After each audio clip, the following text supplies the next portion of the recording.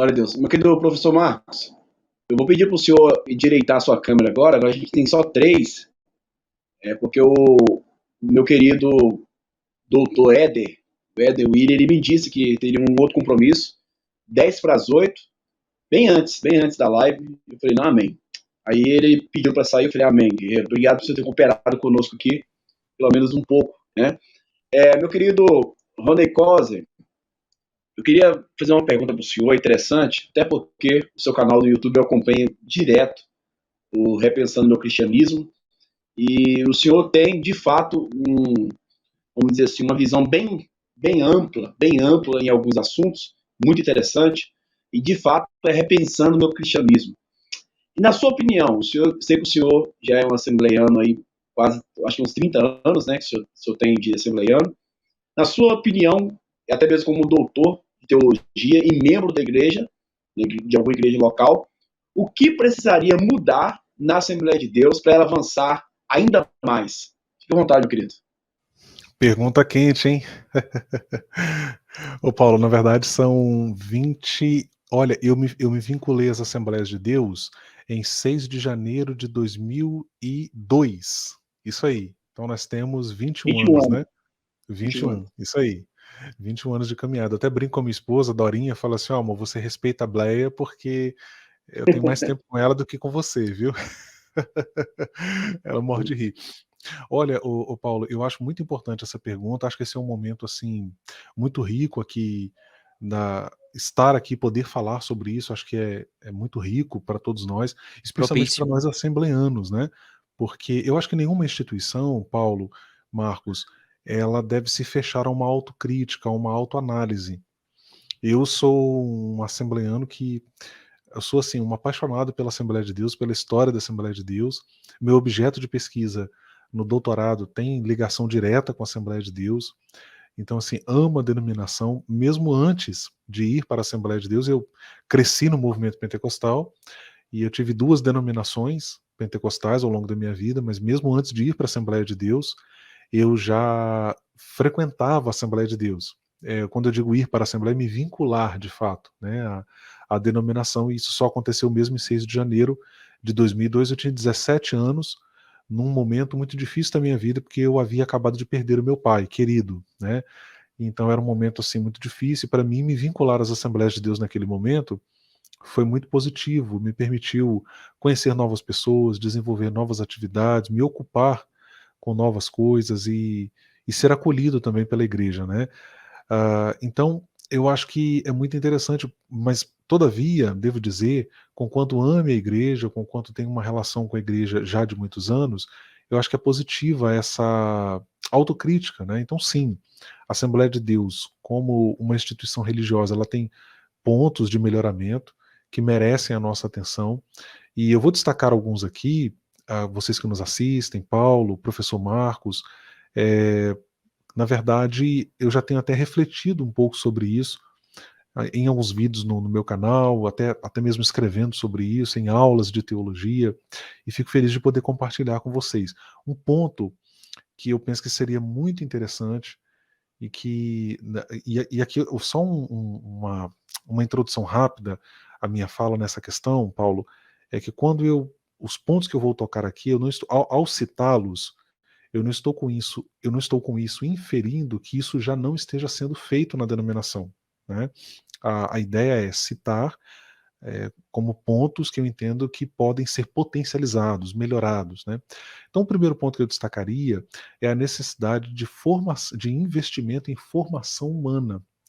É interessante pensar na história da Assembleia de Deus porque ela é uma igreja de periferias, ela começa nas periferias, né? Com templos simples, com poucos recursos, o próprio Gunnar Wingren, a Frida Wingren, né? O casal de missionários que vem ao Brasil, o Gunnar, junto com o Daniel Berg, que são os fundadores da denominação, eram pessoas simples, de poucas posses, enfrentaram muitas dificuldades, mas a denominação cresceu. E hoje a Assembleia de Deus ela dispõe de mega templos, né?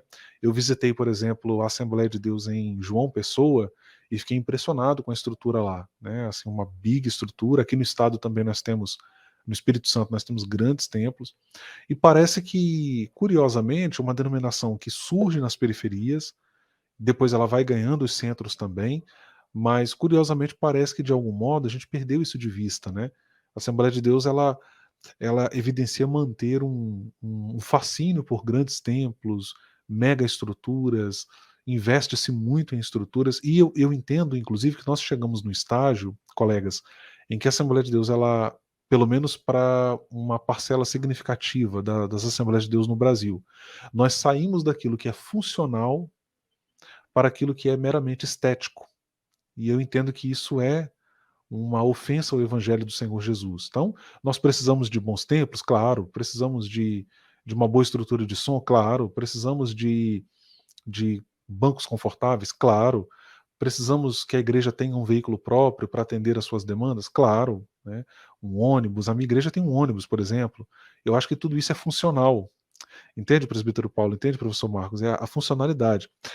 Mas para exemplificar o que eu estou querendo dizer aqui, eu vou contar um caso que aconteceu comigo numa Assembleia de Deus do Rio de Janeiro. Era uma igreja ali para umas 400 pessoas sentadas num culto de domingo. Eu frequentei essa igreja durante 8 meses, eu morava no Rio de Janeiro, e num culto de domingo eu vi o pastor dizer, falou assim, olha irmãos, eu quero aqui levantar uma oferta, eu preciso de tantas pessoas aqui, formando uma fila para pegar esse carnê, porque eu preciso levantar 50 mil reais. Qual era o objetivo para se usar esses 50 mil reais? Construir uma fachada de vidro no templo. E, gente, eu venho aqui dizer para vocês que a Assembleia de Deus não precisa de fachada de vidro, né? A Assembleia de Deus precisa de escola. A Assembleia de Deus precisa de ação social, de casa de recuperação de dependente químico. A Assembleia de Deus precisa abraçar um cara igual esse aqui, o Marcos, e investir nele. Marcos, vem cá. A convenção vai pagar o seu mestrado, vai pagar o seu doutorado, desacelera um pouco no seu trabalho, para que você possa se dedicar. Isso não é uma utopia, gente. Isso é possível, sabe, Paulo? Você não é assembleano, Paulo, conquanto você tem uma admiração pela denominação. A gente convive com isso, sabe, Paulo? Então, o que eu estou falando aqui não é uma utopia. A Assembleia de Deus, se nós pensarmos as assembleias que estão ligadas à CGADB, ou à CONAMAD, ou mesmo à CADB, a gente tem aí muito recurso sendo canalizado para coisas que de fato não voltam para a própria denominação. Né? Você tem uma minoria, um núcleo de pastores que vivem um alto padrão de vida financeiro, às custas da contribuição financeira da denominação, né? E que concentra esse dinheiro para acumular patrimônio para si mesmos, né? Enquanto você tem gente boa, pessoas na comunidade de fé que poderiam receber esse investimento, né? Então acho que é uma coisa que a gente precisa repensar, e é importante falar isso aqui, Paulo, por quê? Por quê, professor Marcos? Porque isso acontece desde a cúpula da denominação até o líder, o pastor que está ali no bairro.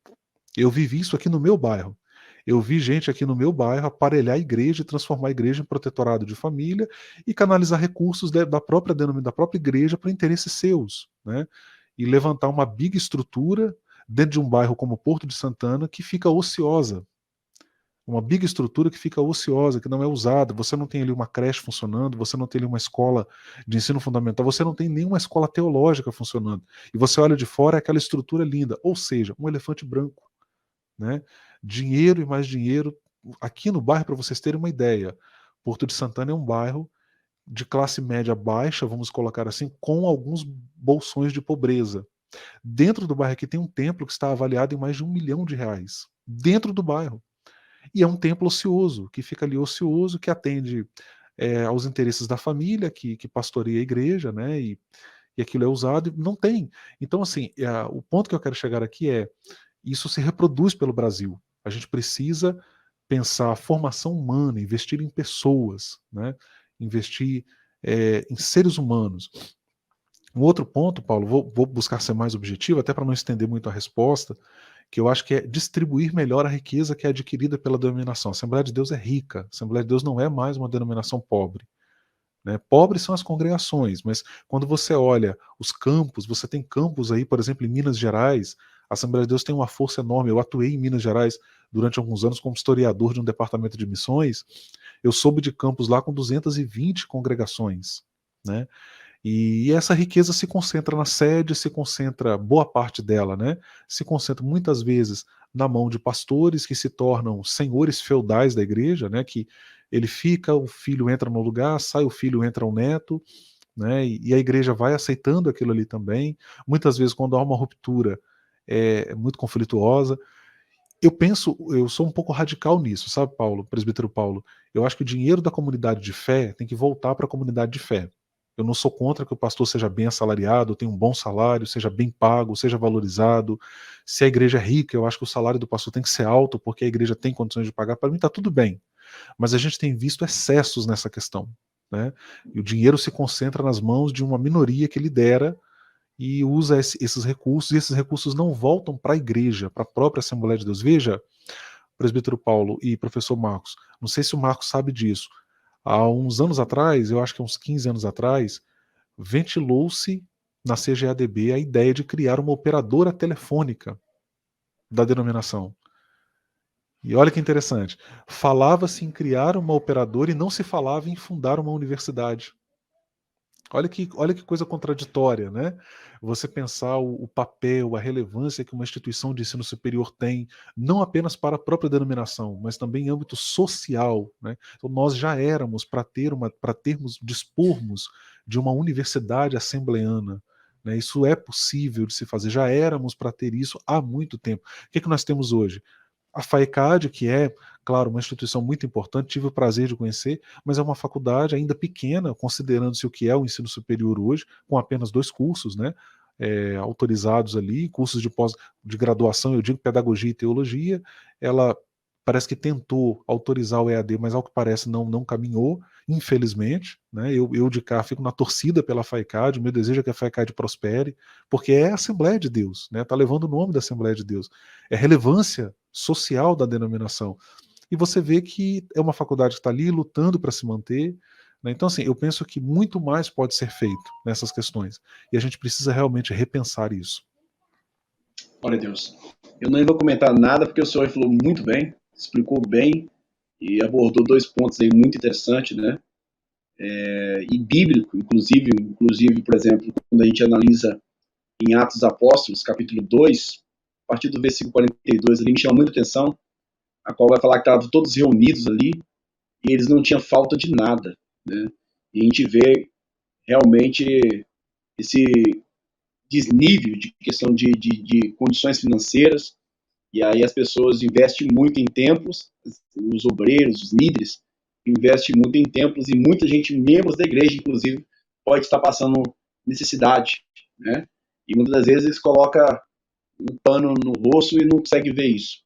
Eu já vi várias coisas, esses dias eu estava analisando, passou no YouTube, bombou no YouTube aí, infelizmente com um sinal de escândalo, uma igreja que eu não vou falar, mas não vou falar onde que é, mas infelizmente da Assembleia de Deus, a qual tinha mais de 30 mil pessoas reunidas, e um dos que estava ali, que ganhou a oportunidade, falou assim: olha, eu senti no meu coração, e você sabe que eu sou homem de Deus, da igreja hoje tirar, eu acho que você deve ter visto isso aí, tirar hoje a oferta que deu hoje, né, que foi ofertado hoje, todo mundo que ofertou hoje, a igreja devolver para as pessoas. Devolver. Só a oferta. No outro dia, os líderes da igreja gravaram um monte de vídeo falando que ele era um falso profeta, sendo que antes, na oportunidade, falando que ele era um homem de Deus e tudo, e esse homem estava mais de 20 dias de jejum. Então é muito triste. A gente vê eles descendo a lenha e falando que é um falso profeta, tentando queimar ele, só porque ele pediu um dia, que foi aquele dia lá, do culto, para entregar para aqueles que realmente, aqueles que doaram com alegria, entregar para eles. Mesmo se não fosse algo de Deus. Olhem para vocês verem. Como que a dureza do coração, como que deve ser que eles analisaram. Nós perdemos um dia dessa fortuna, né, que é uma igreja com mais de 30 mil pessoas. Aí tem espaço para mais de 50 mil pessoas. Então é muito triste. A gente vê realmente essa questão aí. E a gente preocupa muito, nós estamos aqui não criticando, eu creio piamente nisso, mas como homens de Deus, se nós temos esse olhar, né professor Rony Cosa e professor Marcos, imagina Jesus Cristo, né? A gente vê claramente o próprio Jesus trazendo uma alusão muito interessante e muito preocupante, né, dele ele chicotear aqueles cambistas. A gente pode imaginar muita coisa relacionada ao dia de hoje. É muito triste. Professor Rony Costa, por favor, meu querido, faça suas considerações finais. Infelizmente já acabou. Deixa, Ah, que pena. deixa alguma saudação, meu querido. Fique à vontade. Ô Paulo, mais uma vez, querido, agradeço a gentileza do convite, pelo espaço aqui na Escola de Teólogos. Muito bom mesmo estar com você sempre. Portas abertas também do Repensando. Eu estou com um projeto aí de retomar as lives lá, mas acabei de fechar 2 contratos agora de produção de conteúdo, aí tem as atividades na Secretaria de Educação, então a vida é muito cheia, né? Eu não sou rico assim igual o professor Marcos, então tem que me virar do lado de cá, né?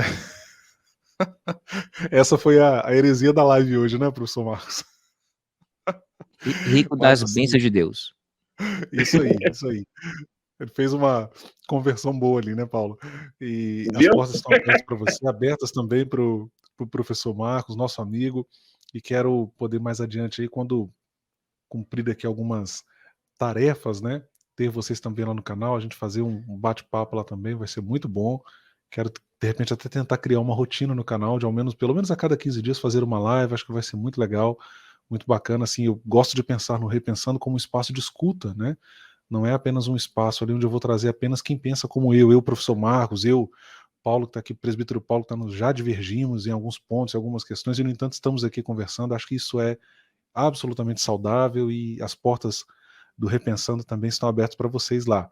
Um grande abraço, que Deus continue abençoando você, Paula, você, Marcos, são amigos do peito, estamos juntos mesmo, estando aí separados geograficamente, mas unidos no amor de Cristo e numa amizade sincera. Louvado seja Deus, meu querido, pela sua vida. Eu tenho me esforçado também, como os senhores mesmo têm se esforçado, né? Cada dia mais aprender um pouco mais. E enquanto a gente estiver vivo, a gente vai aprendendo, usando o que a gente tem aprendido, né? E o nome do Senhor tem sido glorificado com isso. Eu fico feliz. Quero dizer para o professor Ronei Cosi que ano que vem, se Deus assim me permitir, vou estar vendo minha família lá em Minas. E de Minas Gerais para Espírito Santo, acho que é Espírito Santo que o senhor mora, né? É muito Isso. pertinho. É muito pertinho. Quem sabe a gente faz uma visita para o senhor aí, tá? Não ficar muito feliz. Já tem almoço e estadia garantida aqui. Oh, glória. Glória a Deus. Agora, esses dias eu apertei o professor Marcos, falando para ele me visitar aqui. Aí, quando eu falei com ele que dá quase 3.000 quilômetros, ele já ficou assustado. Ai, ai. Mas é igual eu disse para ele, né? Amizade. Hoje em dia a gente tem o avião, né? Hoje em dia a gente. Não é impossível, não é impossível. Eu sei que se Deus tocar nesse coração dele, vai. Ou eu ou ele vai conhecer pessoalmente. É um grande amigo meu. Eu posso dizer isso aí em rede nacional e internacional. Professor Marcos, suas considerações finais, meu querido. Fica à vontade, por favor. Amém, é um prazer estar aqui com todos vocês, né? São figuras importantes na nossa trajetória da vida espiritual e intelectual. A gente aprende muito um com o outro, eu gosto muito, e super importante. Antes de a minha pessoa finalizar com minha voz, eu queria apenas dar uma única informação sobre a questão para a Igreja Assembleia de Deus avançar ainda mais. Não vou falar o que o professor Rony, que para mim fechou, é o que eu penso também, sensacional, né? Super importante investir, né, na capacitação dos irmãos, dos obreiros, e a gente vê uma precariedade em muitas instituições, homens infelizmente despreparados, e quando a gente fala um conhecimentozinho teológico, já ficam achando que a gente quer ser superior aos outros, ou que quer inferiorizar, ou quer achar que é o melhor. Não, na minha igreja ninguém sabe que eu tenho um conhecimento teológico, que eu fiz algum curso. Nunca foi necessário dizer, nunca falei isso, nunca em um púlpito. Simplesmente eu digo, eu sou professor de língua portuguesa, acabou, e outras coisas, pronto. Mas eu evito o máximo, porque eu já conheço, já sou crente desde criança, mais de 3 décadas na casa do Senhor, nunca bebi, nunca me prostituí, nunca traí minha namorada, minha noiva, minha esposa, nunca fiz nada disso, meu amado. Sou crente da palavra, nunca, de nenhuma forma, cometi o que o mundo aí faz e oferece, sempre vivi sensato na palavra do Senhor. Tive pessoas para me orientar, minha tia que faleceu, que para mim era uma tia, uma mãe, uma avó, tudo junto, que me soube criar, que soube me orientar. Também tem minha mãe, meu pai, que nunca falaram para fazer o mal, né? Vá para a igreja, tal, tal. Embora não estejam na igreja. Mas, enfim, isso para mim é riquíssimo. Eu não troco por nada essas experiências que eu tive, de nascer no berço evangélico, ser cristão, de seguir a palavra, de ser bem fundamentalista no sentido positivo, viu, professor Rony? Positivo, né? Ali, fundamentado na palavra. Porque quem não é fundamentado na palavra é na areia. E se der um vento, corre, afrouxa, vai chutar, vai criticar todo mundo, menos não em si. E uma parte central, e obreiros que passam 10, 15, 20 anos nas igrejas. Isso cansa o obreiro, isso cansa a igreja, isso deixa o povo desmotivado. Não existe uma liderança ativa para dizer assim: aquele obreiro passou 10 anos, 20 anos, 25 anos, irmão, um obreiro passar 10 anos, 13 anos num lugar, 15 anos, 20 anos, isso é perigoso. A igreja se afasta, os irmãos saem. Eu conheço muitas igrejas assim. Entendeu? Por exemplo, atualmente o pastor anterior aqui da nossa igreja ficou quase 14 anos. Cansa, vai cansando. Você já consegue saber, no segundo, terceiro ano, quarto ano, você já sabe o que o homem vai falar, o que vai ser falado. É como Silas Malafaia diz: dou-lhe uma, dou-lhe duas, dou-lhe três, já sei o que vai falar. E você já sabe o roteiro, não vira o disco. É sempre aquela mesma rotatividade, não há algo novo, fica muito acomodado, muitas vezes você acha o dono da igreja, e são esses detalhes que só a assembleano sabe, né? E quando se trata de Pernambuco, que é mais afastado, nos Cafundó dos Judas, no fim do mundo, aí às vezes se torna quase uma igreja abandonada. E eu estou dizendo isso com carinho, é claro, para que o reino cresça. Então é mais ou menos isso, eu agradeço a oportunidade de estar aqui com vocês, Deus os abençoe. Espero que tenha sido ficado bem nítido a explicação, porque eu passei o dia todinho memorizando os versículos, estudando, tentando fazer uma ressignificação do que eu pensava, do que eu achava, para trazer aqui de forma bem sistemática, bem objetiva, para não trazer nenhuma confusão. Então, não pense que o Espírito Santo me deu um dom para memorizar de tudo não, que não existe isso. Ou você vai estudar, ou você vai memorizar. Não faça o trabalho que é seu, não. Amém? Amém. Deus seja louvado, meu querido professor Marcos, professor Rani Cosa, Deus abençoe vocês. Eu quero só falar para os irmãos que eu até já falei para os dois aqui, que são amigos meus, que esse mês nós vamos estar lançando mais um livro, juntamente com mais 9 homens de Deus do Brasil inteiro, né? Homens de Deus, teólogos, no qual vamos tratar sobre doutrinas pentecostais. E aí, praticamente, eu fui incumbido dessa missão de estar com eles, e para a glória de Deus, a gente vai estar lançando esse livro até, eu acredito, dia 15 desse mês, agora de agosto. Inclusive o professor Rony Coser, na verdade o professor Marcos, fez a correção ortográfica de novo, né? Ajeitou de novo o meu livro. Já é o terceiro livro, acredito que é o terceiro livro terceiro livro que ele está trabalhando, para a glória de Deus. E quem vai fazer o prefácio dele é o pastor Eliseu Rodrigues, pastor Eliseu Rodrigues, assembleiano. Uma benção a ele. Bom, fica aí ligados aí na Escola de Teólogos, também no nosso canal, no canal do professor Rony Coser particular, no canal do Rony Coser Repensando Meu Cristianismo, do professor Marcos, canal Vamos Ver, e o meu particular também, que é o presbítero Paulo César Oficial, que está quase, irmãos, tendo 1.000 inscritos, quase, falta muito pouco, estamos com 880, né? O professor Marcos também está com quase 1.000 inscritos também, está com 800 e pouco também, então nos ajude aí, para a glória de Deus, tá bom? Deus abençoe, meus irmãos, fique com Deus, fica na paz. Deus abençoe vocês. Forte Bem, abraço. igualmente.